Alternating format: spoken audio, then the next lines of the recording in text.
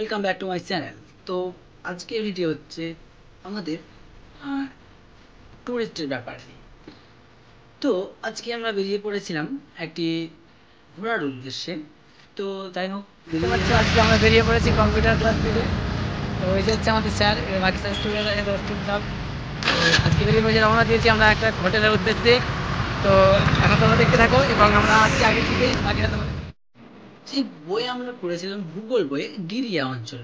সেই গিরিয়া অঞ্চলে আজকে আমরা বাইক রাইডিং ভাবে যাব এবং সেখানে আমাদের শ্যাডো থাকবে এবং আমাদের কিছু বোঝাবেন যে সেই ব্যাপারটা নিয়ে, এবং আমাদের ছোট্ট একটি কনভারসেশন থেকে আজকের ট্যুরটা আমাদের শুরু হয়েছে।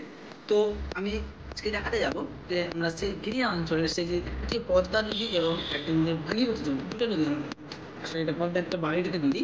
তো দুই নদী যেখানে একটি আটকে একটি বাঁধের থাম হয়ে আছে। তো বন্ধুরা দেখতে পাচ্ছ, চলে এসেছি আমরা সেই গিরিয়া অঞ্চলের বাঁধে। তো এবার আমরা দেখতে, এই যে সব বন্ধুরা এবং আমরা যারা ছিলাম আমাদের সাথী সঙ্গীরা, তারা সবাই এখানে আছে। এবং আমরা এই যে দেখতে পাচ্ছ, এই যে এটা হচ্ছে সেই বাঁধটা এবং প্যারের জায়গা বলা হয়। এটা হচ্ছে ওই পারে হচ্ছে পদ্মা আর এই পারে হচ্ছে ভাগীরথী। তো দেখতে পাচ্ছ এখানে কিভাবে ওটাকে বাঁধানো হয়েছে এবং গেটগুলো খোলা আছে এখন আপাতত, সেগুলো দুটো গেট খোলা আছে মাত্র, আর ওগুলো বাকিগুলো সব বন্ধ আছে।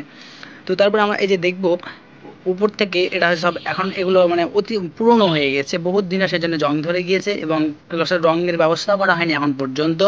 এটা নিয়ে কোনো এখন মাথা ব্যথা নাই। তারপরে আমরা এদিকে দেখবো, এটা হচ্ছে ভাগীরথী নদী। এটা সেই ভাগীরথী নদী যেটা পানিতে সবসময় ভরপুর থাকে।